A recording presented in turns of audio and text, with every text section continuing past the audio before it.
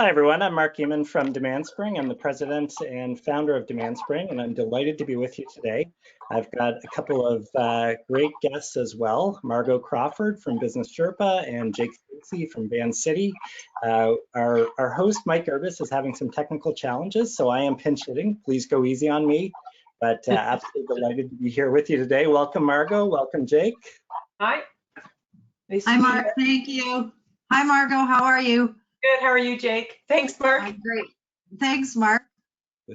So we, this is obviously this was put together in the last couple of weeks, as much of our life has been, in an ad hoc manner to really respond to what everyone is going through, both personally and professionally.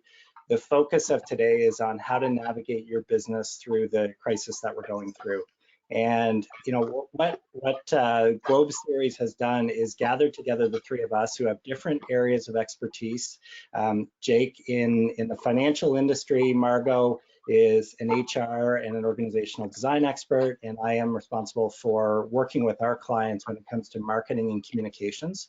So what we've tried to do is gather the three of us together today to give you a perspective on our areas of expertise as they relate to the current situation, and hopefully help you gain further insight into how to navigate through this crisis. The wonderful thing is there has been no lack of media coverage on every topic imaginable over the last 2.5 weeks, 3 weeks.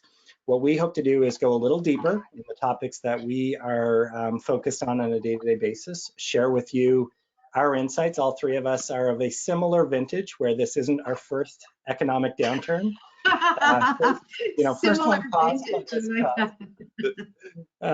First one caused by this obviously type of reason, but we have steered businesses through the the economic downturn, the financial crisis in 2008, the dot-com burst in 2001, 2002. I think all three, correct me if I'm wrong, Margo and Jake, we probably started our careers in the early-ish 90s, maybe the late 80s when... It's number 4. Number 4, all right. So we hope to share, experience brings a certain degree of wisdom, we hope. And we hope to share with you today, how we have navigated through this in the past, and how we're trying to navigate our businesses and work with our clients to help them navigate through this today. So the flow of the webinar over the next hour is we're going to have a dialogue for the first 20 to 25 minutes, and then we want to get into your questions. So you can add your questions into the chat while you're listening, and we'll aim to answer as many as possible in the second half of the call. I will at this point turn it over to my friends and my cohorts, Margo and Jake, for a quick introduction of each of your backgrounds. I'll come back and introduce myself in a little bit more depth, and then we'll dive into it. So Margo, if you'd like to lead off and let the audience know a bit about what you do on a day-to-day basis, that would be great. Sure, that's great, Mark. Yeah, so my name's Margo Crawford. I'm the president and CEO of a company called Business Sherpa Group that we've been around. We formed it in 2008, right in the middle of the last crisis. And really what the focus is, our team are corporate professionals who work with small and mid-sized businesses in core business operational functions. So we stand up fractional finance teams from virtual CFOs through to bookkeepers, HR teams for small businesses that don't need full-time resources, and then add strategy. So try to bring that corporate experience into small businesses. Prior to that, just very quickly in all references, I was a co-founder of a technology company that was existed in the previous crisis, so I'll share that. And as a business leader, trying to navigate a technology company through that time. So I'll just leave it there and build it into the rest of the presentation as I go. Excellent, thank you, Margo. The one thing that I'll just quickly comment on, and then we'll turn it over to Jake for her introduction, is you mentioned that you started Business Sherpa in 2008 during the subprime mortgage crisis. And the one thing that I have been talking to with our clients and our team of late is that creativity and entrepreneurialism thrive in these types of times, right? Motherhood is the necessity for creativity, or these times are the motherhood for creativity. And so the fact that you started your business in 2008, I'm sure begs a lot of interesting questions that we'll dive into over the course of the next hour. Yeah. And Jake, yourself? Thanks, Mark. That was great, Margo. Interesting, you started a business in the middle of a financial crisis. Yeah. Love that.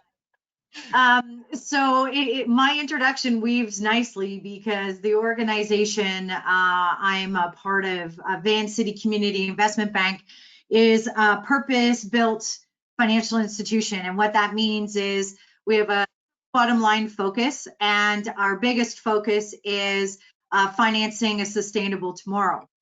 So we do that through what I like to say, using traditional old school tools of finance to drive immediate environmental change in the communities that we serve.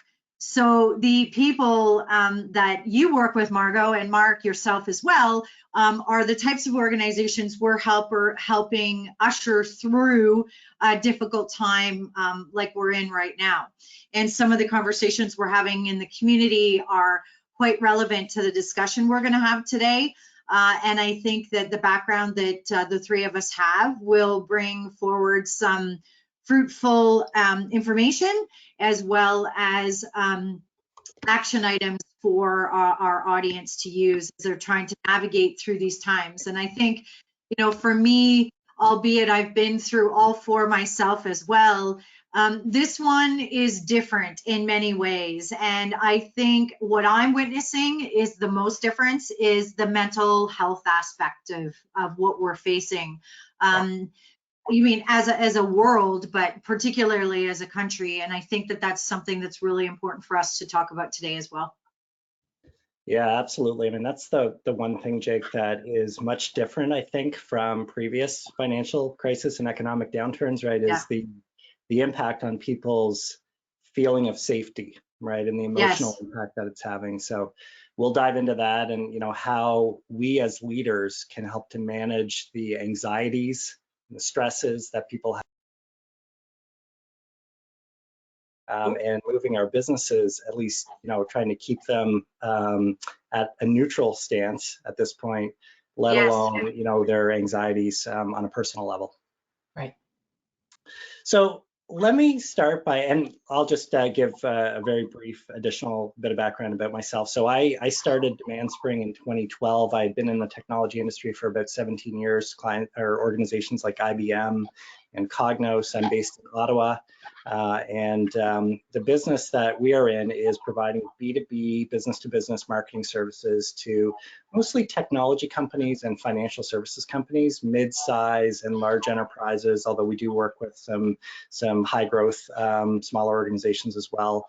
We've got a team that is mixed across Canada and the US, mostly in the US Northeast in the Boston area, and then kind of across Canada, Toronto, Ottawa, Montreal, and BC. We are largely virtual. We have a small office in Ottawa and a small office in Boston, but our team is largely virtual. So we were it was a pretty seamless transition for us to go, you know, full work from home. And I'll just leave that with you as background as we get into the dialogue. And I'm sure we'll talk about the adjustment that organizations have had to make, and you know, what it's meant in terms of productivity, collaboration, connection across your team. So that'll be something that we'll touch on in our dialogue, and I'm sure there'll be questions from the audience that will cover that as well. So let me just ask each of you right now, in one word, how do you feel at the moment? Yeah, that one word feeling. I'm not going to say panicked. I'm actually going to say hopeful. And I'm going to just very quickly, I know it's one word, and the reason why I feel hopefulness is I've never had this profound sense of community and us all wanting to be successful together versus fighting and elbows up and a zero-sum game competitiveness in business. And I just have to believe that's going to lead us somewhere good. Nice, nice. Jake? I spent some time thinking about my word, and then my word doesn't feel right in the moment. I'm going to say clear. I feel clear about how to make the right decisions and the best decisions in this. And I have no idea why.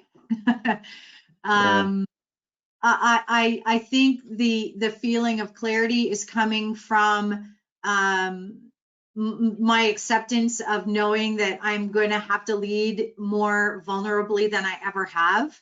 and I feel to do that. And so I think that that's where the feeling of clarity is coming for me. Nice.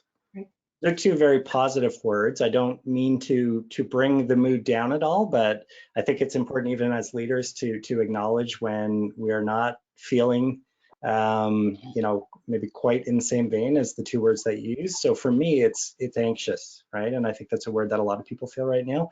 I am hopeful.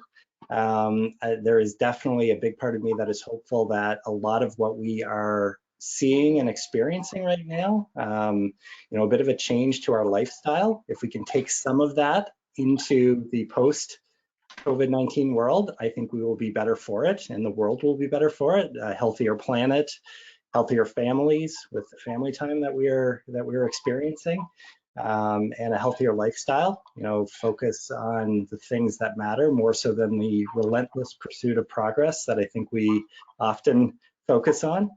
But I'm also, you know, as a business owner, and our business is reasonably in good shape for this. You know, I'm not losing sleep over where we are at from a financial standpoint. My anxiety probably is more related to the unknown about the length and depth of the situation. You know, that is the uncertainty, right? I think we've got, in the past, we have had blueprints for dealing with financial crisis in, you know, organizationally and in the economy. The foe that we are fighting now brings a lot of unknowns, and that's where my anxiety comes from. All right, so we've talked about being hopeful, we've talked about being clear, which I think is absolutely critical, Jake. I couldn't agree more. You know, I think it's you know, in this time, it is up to us to be empathetic with our teams. It's up for you know, it's up to us to be real and genuine and authentic. But it's also up to us, and it's critical that we are clear, that we're making good decisions, that we're absorbing uncertainty, and that we are also calm as well. And that's going to project to our teams. And I'm sure that you're seeing that. Now, as we talked about, this is not our first rodeo when it comes to financial downturns. So I'd like to understand from you, if you can relate back to, you know, a previous situation, and it doesn't necessarily need to be economic wide, it could be company specific as well, but a time of, you know, a challenging time, a time of crisis that you have lived through, that you've managed through as an organizational leader, how you were involved in it, and what, as the slide says, was the first thing you did to adjust to the new reality or even overcome it. Lend us your experience from this type of a situation. Jake, why don't we have you start with this one? Yeah, I've been thinking a little bit about this, and I think for me, what would be most helpful for me to share is the commonalities amongst the crisis that I've been through before in my career. And the interesting thing about each of them was, Mark, what you pointed out was each of them created a type of anxiety, but they were different. And each and every one of them touched the financial services industry in some way, which I was in for all of them. But I would say the first thing I did in the SARS crisis, and I worked at 700 Bay during SARS, so it was right in the 4-block radius of all the hospitals, so we were kept away from work before we had these things. Well, we had these things, but they were the old BlackBerry analog green screen, and I think we'd only had them for a few weeks, so there was no video conferencing, there was no nothing. And back then, you know, bum in seat equaled productivity. And so if you couldn't see someone, you didn't know what they were doing. And so that was a little bit of a shocker related to being able to adjust to, you know, how are we going to do anything for a couple of weeks? And then if I look at 9/11, I worked in downtown Toronto at the time, and I don't know, were either of you in Toronto back then at that time? Always in Ottawa. No. Always in Ottawa, right. So essentially when things were progressing that morning, you know, Toronto, we were asked to essentially evacuate towers and So again, anxiety, uncertainty, a little bit of panic for people because they didn't really know what was happening. And then in 2018, 2009, which, economically and fiscally was a massive crisis, there were indicators coming early that if you were in finance, you could see and predict a few of the things. So when I was thinking about what the first thing I did to adjust in any of them was I stopped for a second and just took stock. Okay, so what's familiar, what isn't? Are there tools I've picked up in the past from situations that I'm going to be able to use or not? If I have gaps and I don't have those tools, who's got them and where am I going to find that person? But what was really effective in each and every one of those for me, including this crisis that we're in the middle of, was taking that moment to stop and surround myself with people that I could talk through the most immediate things. So in this crisis itself was the Thursday before the rest of the world shifted, the Monday before the rest of the world shifted to being at home working.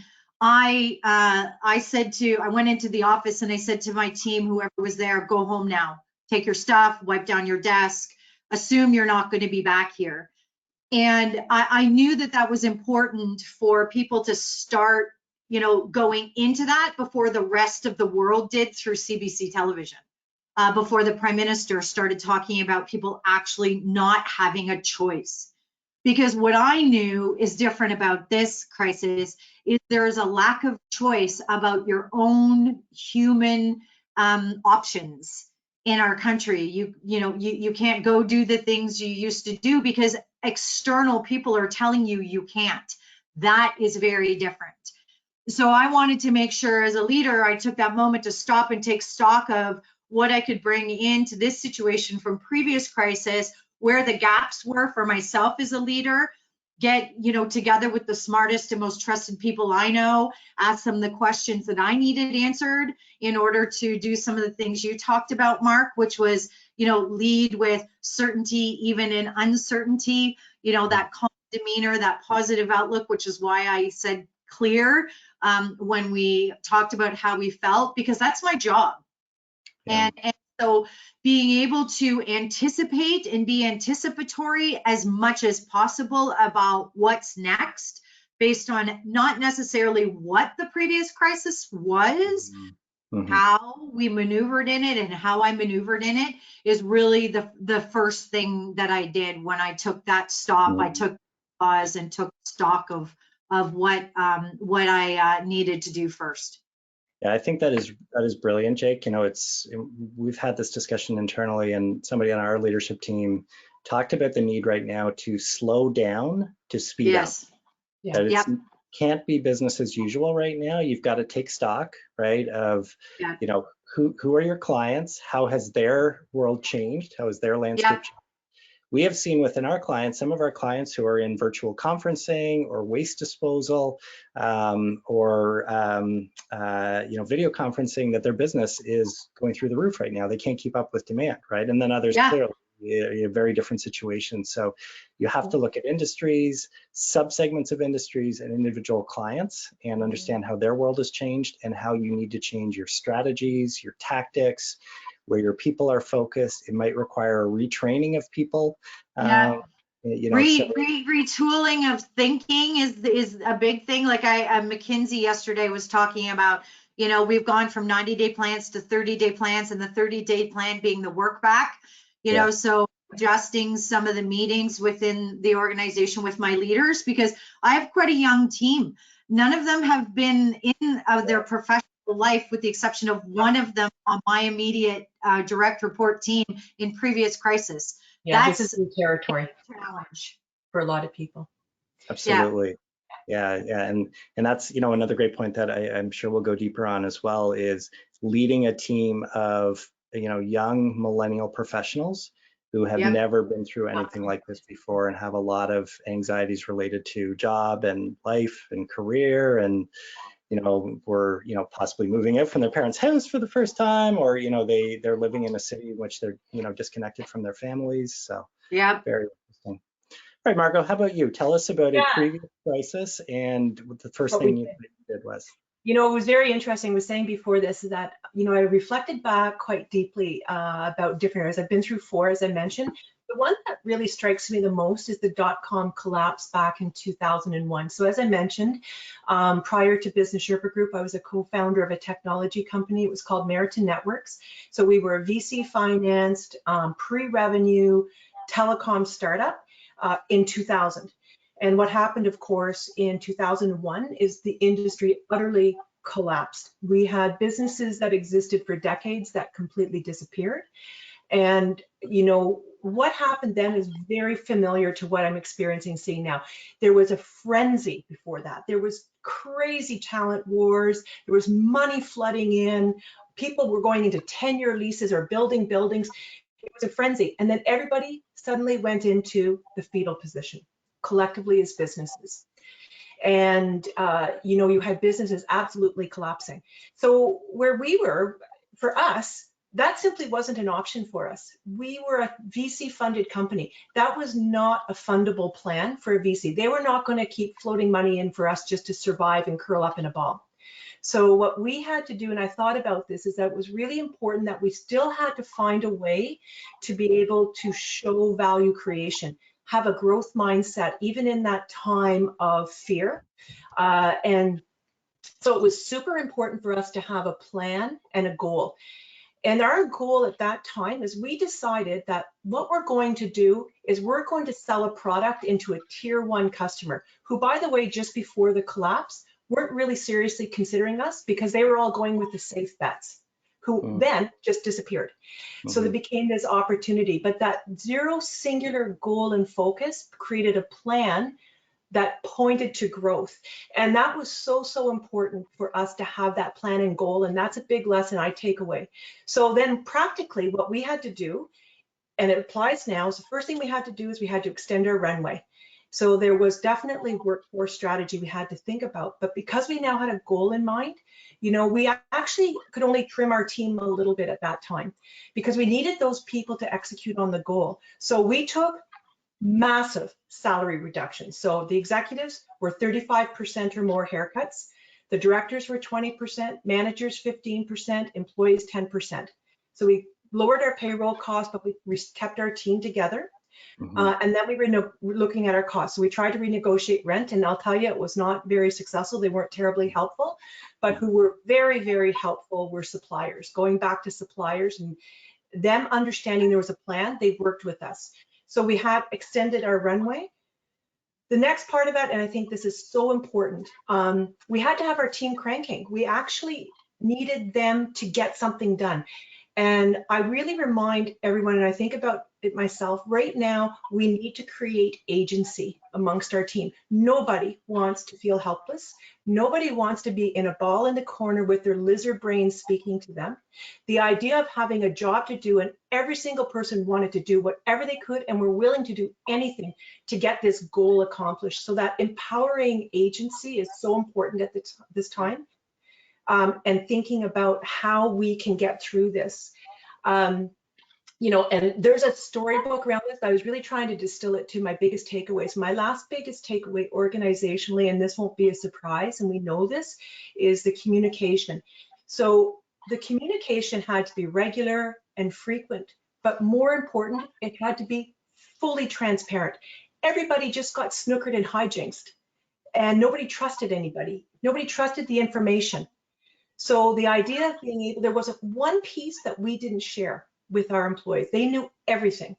And not just our employees, so did our investors, so did the banks, so did our customers, and so did our suppliers.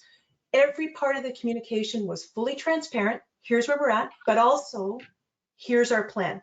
So that is the recipe for trust that people so desperately needed in that moment to move forward.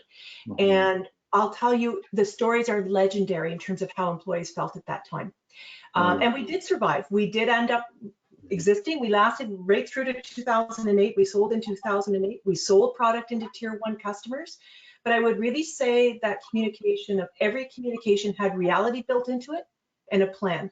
And that was really, to me, one of the biggest takeaways that I think we continues to apply today.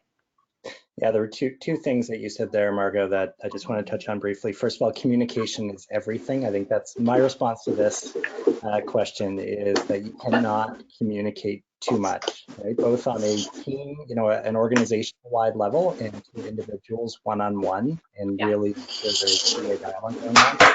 The other thing that I love about what you talked about, rallying people around a focused plan, to me, one of the biggest challenges every leader, every organization is facing right now is people are distracted, right? They're very distracted, both, when they're at work, virtual water cooler talk, right? Is, I know in our calls, a lot of it, relates back to the latest news on the situation, and just the distraction of working from home, managing childcare, trying to manage homeschooling, taking care of elders, dropping off groceries. There's so many distractions right now. If you can focus your team on a very small number of objectives or a singular plan, that will help avoid or minimize as much as possible the distraction in the minutes that people are working for you.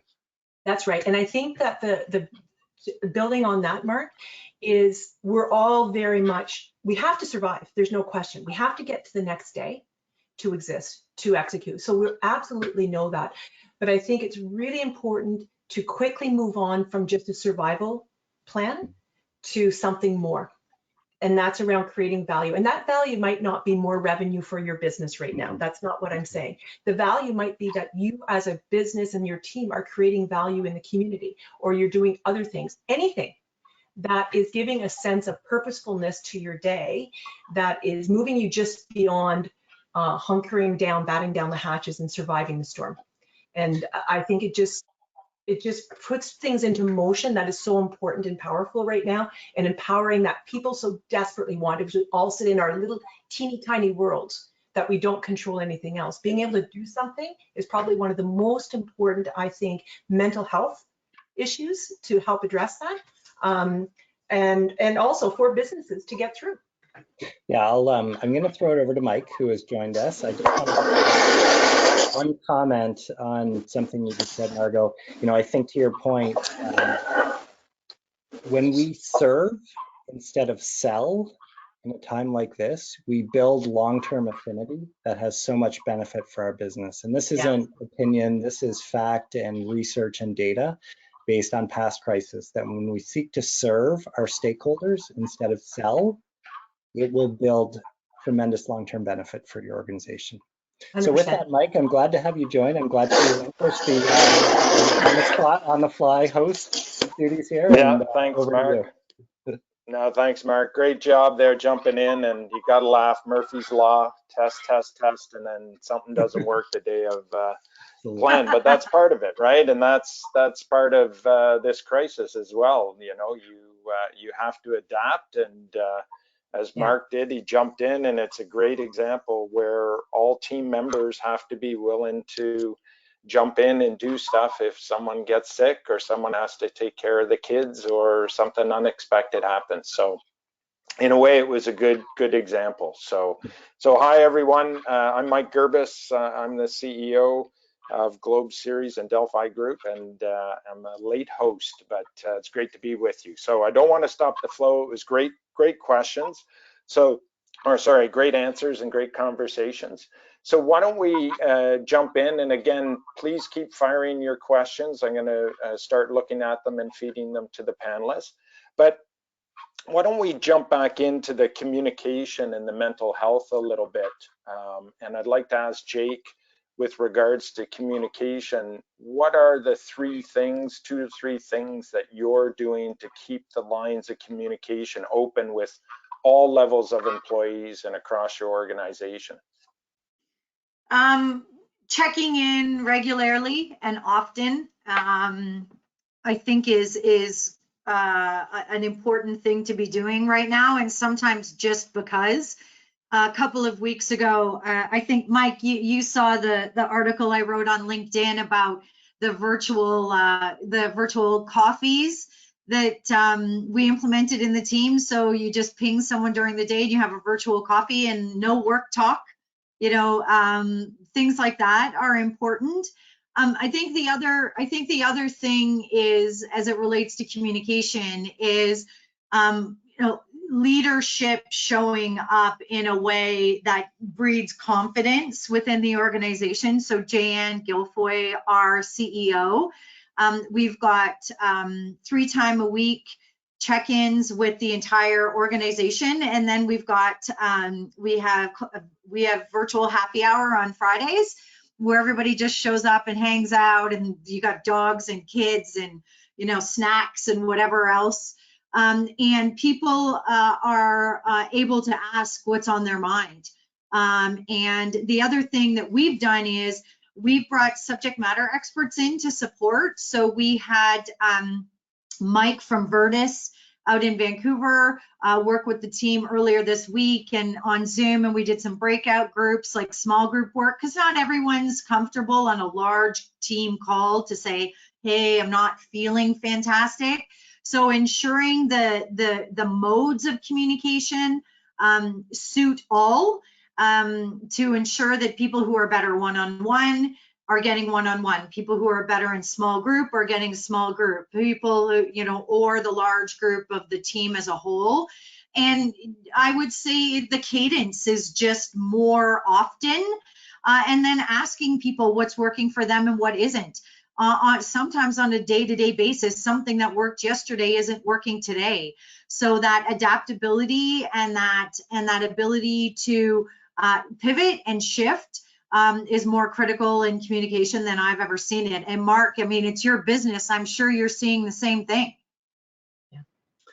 Yeah, absolutely. And that's where client communication is essential, right? We've talked a lot about internal communication so far, and the need to really check in and be a very present leader who is communicating quite often. The other critical thing is to just keep checking in with clients, understand their situation, business impact, any hard decisions that they are making.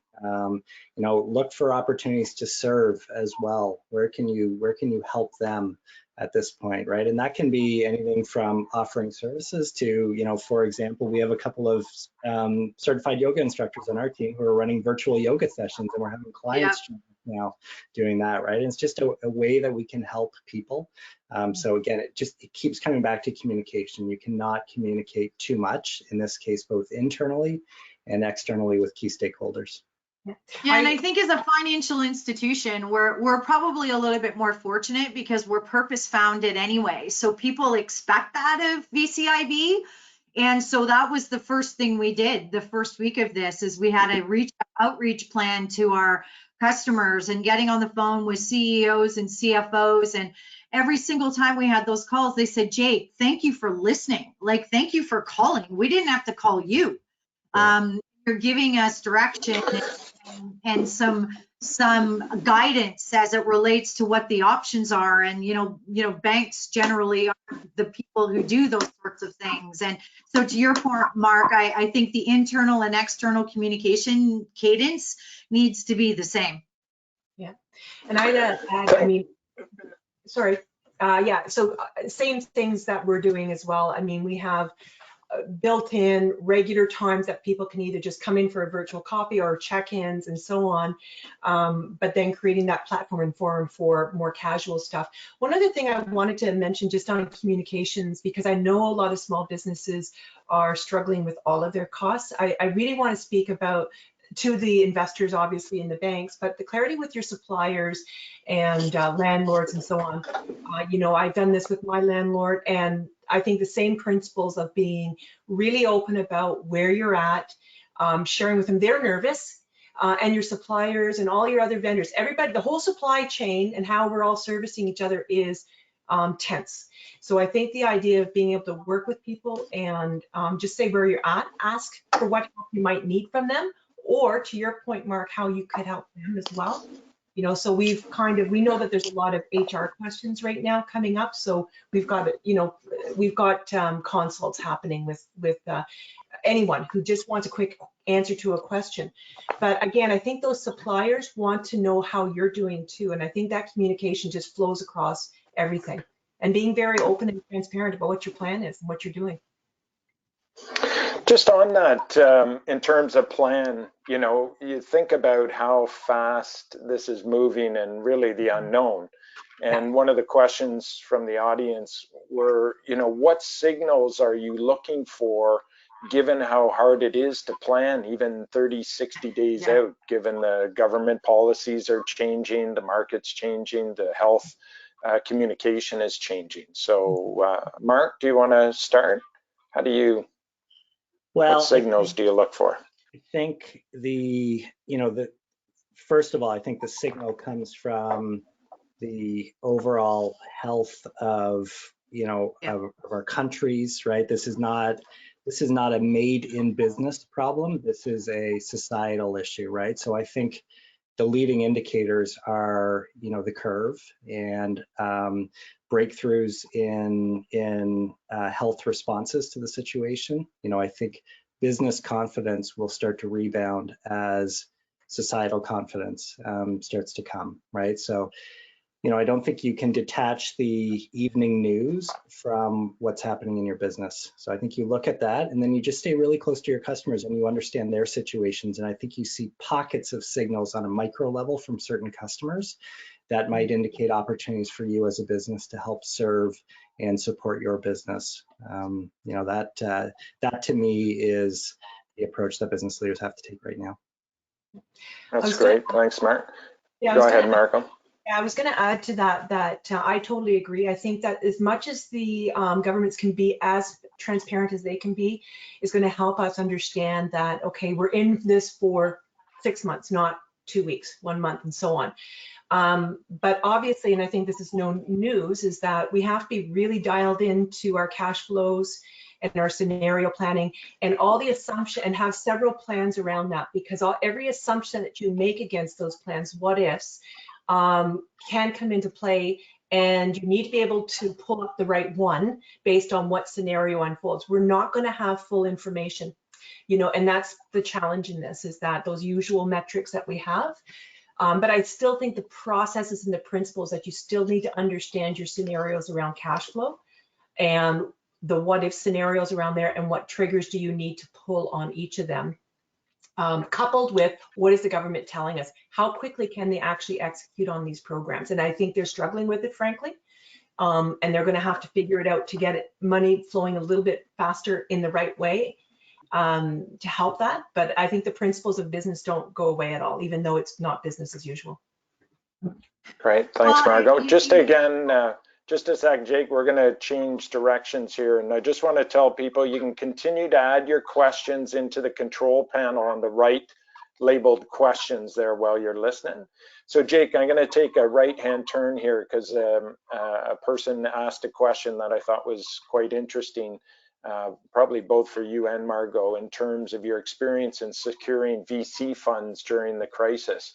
And how do you think this is going to impact startups and their value proposition as it evolves, and how should they adjust to looking for that capital? Well, I think what's going to emerge from this, and this is my perspective, so it certainly do not take it as doctrine. This is just based on years of being in financial services and a little bit of instinct. Is I think the values alignment is going to emerge from this in the financial sector like it's never existed before. So I think if I'm out there and I'm looking for VC money, I've got to do my homework and research about investors who are aligned with what I'm trying to accomplish. So if I'm, for example, in clean energy, then but in clean energy, I'm in a subsector of X. I need to find the best subject matter experts that are in the VC community for that specific piece of the market that I'm in. I think that we're going to see compression into subject matter expertise, but at the same time, we're going to see a far greater need for systems thinking as it relates to who are specialists and who are generalists. So I think the generalist lens is going to be more overarching in financial services, but as it relates to VC specifically, it's going to be so much about that values alignment. So if you're someone looking for that money, working your network to find out who the specific group of people are that are interested in specifically investing in X is going to be critical. I think days of I'm a VC firm and we look at pitches from this to this to this. I have a feeling that it's going to be, you know, mile deep, inch wide world in venture capital. Margo, I'd be interested to hear what you. Yeah, no, I totally agree, Jay. So I've lived this. I watched how VCs utterly changed their behaviors going through a financial crisis. Yeah. And fundamentally what happened, and I think will happen again, is that it will become again down to fundamentals. So in as much as there was frenzied investing and so on in prospects that were not necessarily substantiated, it continued to dial back to fundamental, good, solid investments and wanting to see those. So that's the first thing. So I think anything that's baked on something that's kind of half really cooked up is not going to work. I also think that there's an opportunity, and everybody should be revisiting their strategy and what they were thinking about, because new market windows will open up out of this. The assumptions that you built your previous business model and your business case on are shifting and changing. Yeah. And you have to be dialed into that and understand how they are changing. You can't keep talking the same pitch on a different set of business conditions that have utterly changed. But I think the opportunity to kind of look, and not to be opportunistic around a situation, the reality is the business landscape will change. And I think you have to look at that lens from that perspective and see what windows are opening. As I mentioned to you before, Mike, we couldn't sell to a tier one telecom provider. We sure could by 2003.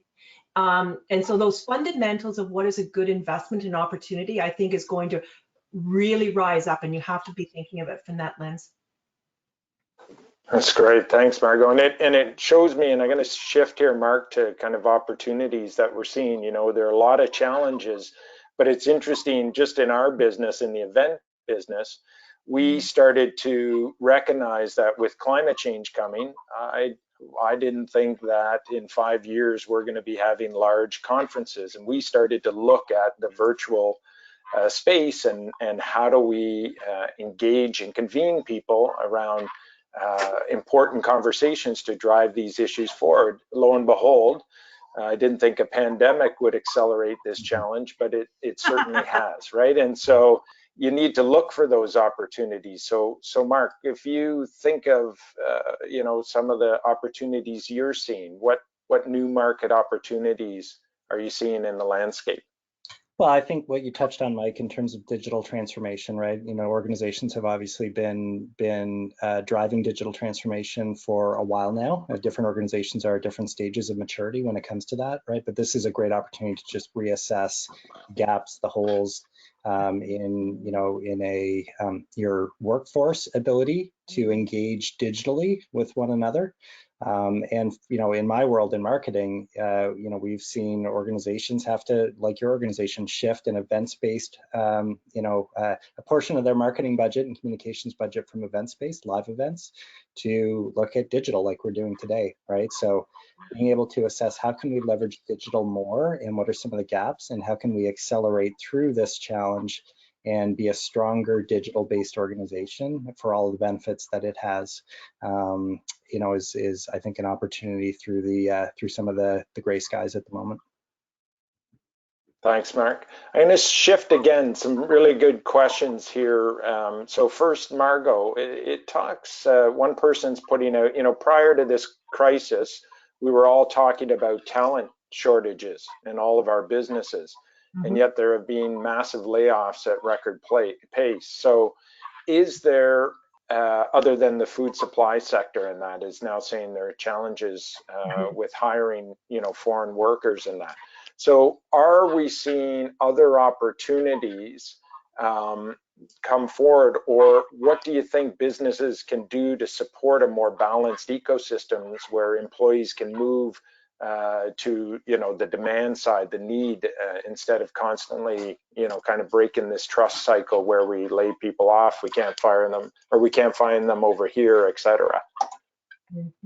So it's interesting in all of this. So we have a talent team because we do sort of recruitment for corporations. They haven't slowed down a whole lot. So that's interesting, right? And so the reality is that I think people are not forgetting the reality that there is talent shortages, and getting talent is important. I think there is an opportunity, honestly, for companies who are thinking longer term and knowing that they need core talent, even if you're not able to pull the trigger because you have to wait out a month or two to sort of understand where your business is. The opportunity to go and be sourcing and thinking about talent that you ultimately need on your team and engaging people while they're feeling very vulnerable, that you're actually showing and demonstrating confidence and your values around we want to engage and so on, is really, there's a huge opportunity to start engaging and scouting that talent and pulling it in where and when you can.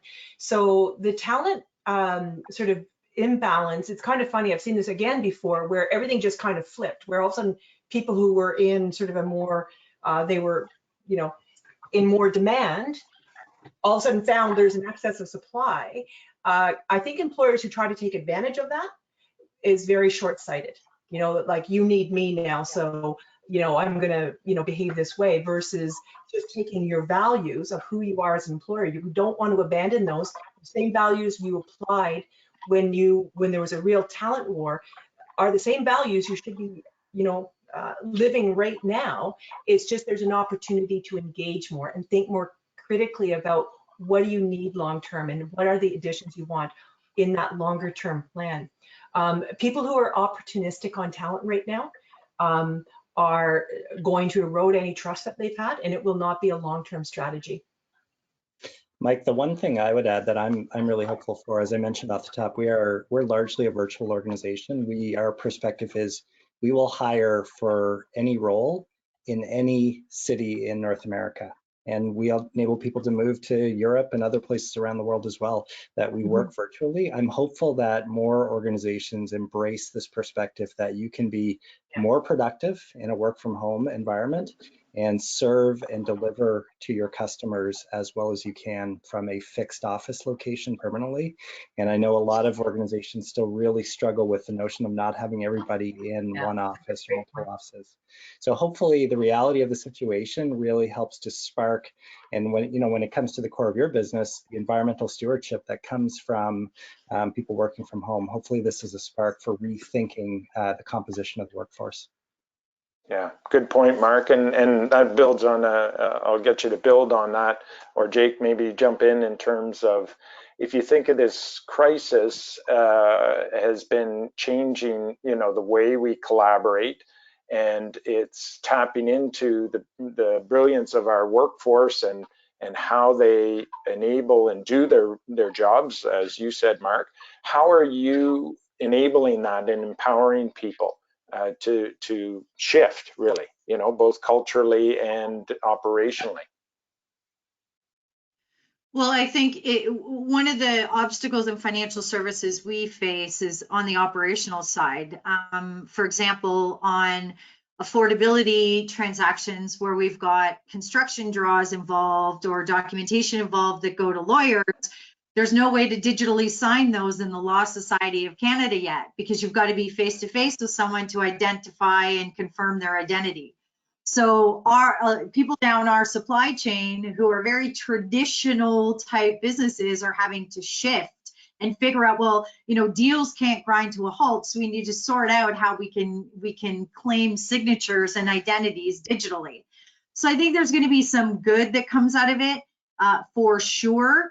And so our organization really is participating in some of those discussions. So my director of lending was on a call with the Law Society a couple of weeks ago. She would never be on a call with the Law Society, and I think that that's great. One of my other directors is, Mike, you saw this, we formed the Better Toronto Coalition like a couple days before all of these things started happening with the Toronto Foundation. And now we're working with the Ottawa Foundation and the Hamilton Foundation as well. So I think that, encouraging your team members to do what makes their heart sing at this point is absolutely critical, because to Margo's point, when people are doing work that is meaningful to them and has purpose in a crisis, then some of that anxiety that Mark talked about at the beginning of this starts to dissipate because they're doing work they love. And so I think that that's really important. But one of the things I do not want to see, and Mark, you and I could probably have debates about this for hours, I don't want to see us swing completely digital, because people need people. Agreed. And so I agree. I think there's a balance, but on our team, you know, although we're not fully virtual team, we have bookends of our week. Mondays and Fridays is a choice to work from home or work virtually, you know, in a co-working space that we've financed in the community or whatever. And I really want to see better. And I think for me, what it's about is the choice, is people get to make a choice about how they want to work that's aligned with their values. So if I don't want to commute because I would rather be more environmentally conscious, then I can maybe have 3 days at home a week instead of 2. So I want to see us leverage those sorts of opportunities and just encourage people to do what works for them, as long as they're productive and doing their job. Mm-hmm. Yeah. Totally. Yeah, I agree. And someone mentioned here, you know, they have not stopped their recruitment of talent at this time. You know, they're hiring a number of people, and it's all about how to successfully onboard virtually and build great rapport and connection from a distance. And I think that's a great point that builds on what a couple of you said about relationships, right? This is a time to work on relationships. You don't have to do hard sells all the time. It's more about supporting each other, building those relationships, suppliers, your pipeline of potential employees, your clients, your customers, etc. And so I think that's a great piece. The last one of the last questions, and then I'll get you, each of you, to wrap it up maybe with 1 minute in terms of any final remarks to the audience and things you'd like to leave with them. But one person or a couple of people have asked about, you know, will this crisis overshadow the larger context of climate change, and will that have a negative impact in terms of how we go forward? And I'd just like to answer that one, that this is a tremendous opportunity. We already know that climate change is going to impact our life. And again, looking at the silver lining, this pandemic is getting us to adapt, to be more creative, to be more resilient, and more collaborative. And that's what we need to solve the climate change crisis and other challenges that we have. And I have a feeling this is going to be a point in time when we look back, when society really made a shift, much more focused on the community, much more focused on our environment and what's best for us all.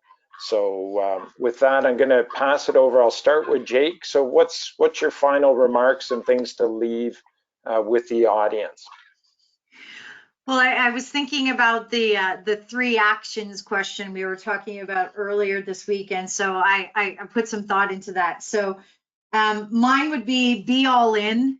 So be all in on sleep, be all in on work, be all in on fitness, eating right, family, whatever you need to do for yourself right now, be all in. Because I think that the anxieties around uncertainty can take hold when you're not all in. The second one I would say, and this one's might sound kind of odd, but extend unearned trust. So that means if you're someone who holds back a little bit in trusting people you work with or leaders you work for, extend your trust anyway, because we're all in this together and everybody's moving in the same direction. And I know that for some people that's really hard to do. And then the final one I would say is do it anyway.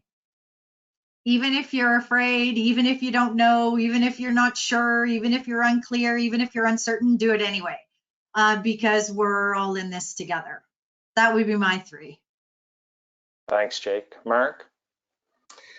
You know, I think this comment, you know, as it pertains to my world around marketing messaging is suited to that, but it's a broader, you know, I say this in a broader context, and that's that I think through this situation, and this goes back to what Jake was saying earlier, I think you've really got to be constantly recalibrating what you're doing, right? That if I take messaging as an example, in the first week to 2 weeks of this happening, right, the messages coming out from organizations were about, they reflected the shock, they reflected empathy, and they reflected a focus that an organization is having with respect to personal safety of their clients and their employees, right? And now I think we're starting to see it turn more towards, okay, how can we help you, right? We recognize your situation. Here are ways that we can help you, ways that we can serve you. I think the messaging and the strategies and tactics organizations need to take will need to constantly be recalibrated over the next 2 weeks, 4 weeks, 6 weeks, 8 weeks, 12 weeks, right? So I think it's continuing to keep your communication high amongst your leadership team and throughout your organization. And ultimately, it comes back to communication drives alignment. Keep recalibrating the plan, make sure that you have communication and hence alignment throughout your organization as you need to move agile and flexibly through the situation. Great, thanks, Mark. And Margo? Yeah, I mean, so for me, I think as leaders, everyone's watching us, right? Your team is watching everything you do, you say, how you behave, and what you show. And so I think it's an eminent time to shine as leaders. And I think the idea of moving beyond the sense of just survival and having a plan that starts moving you forward, we're on this sort of razor edge of how do we move into a new normal. As leaders, creating a plan beyond just survival and thinking about the future and how to create value is so important. And then really thinking about, you've got to give people jobs to do towards that vision. It's what can we do to work through this? People want agency so badly right now. And I think it's so important. And I think the idea that as soon as you start shifting, to Mark's point, recalibrating your strategies, recalibrating, how we're going to look and work long-term, and what are our clients going to look like long-term, and recalibrating out around that. We can't know for sure what's going to permanently change from this, but some stuff is permanently going to change. So the sooner you start lining up around that and moving towards that, I think it's just a sense of momentum. Well, wonderful way to wrap up, you three. Thank you so much for taking your time out of this unprecedented time to join us. And I want to thank the audience for attending. We will post all of this to our YouTube channel, which is, I think, on the screen in front of you. There you go, there's our handle. And resources that we mentioned will be shared by email, along with some of the blogs we've written, the four of us, resources and action items that the speakers have shared, and some of the tips that all of you have sent via the chat, which really appreciate.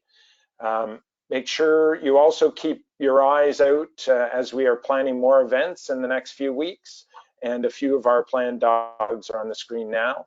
And please share your ideas, your topic ideas by email, reply to our email, and give us some ideas as to how we can continue to provide the intel and tools and resources to help you transition through this time, and more importantly, rebuild and accelerate your growth on the opposite side. Finally, though, please take care of yourself, your friends, and your family. Support one another and stay positive, because we will get through this together. And once we get through it, we'll be stronger and more resilient. So stay safe, stay hopeful, and we'll see you soon. Take care. Thanks, everyone. Bye, everybody. Thank you. Thanks, everyone. Bye.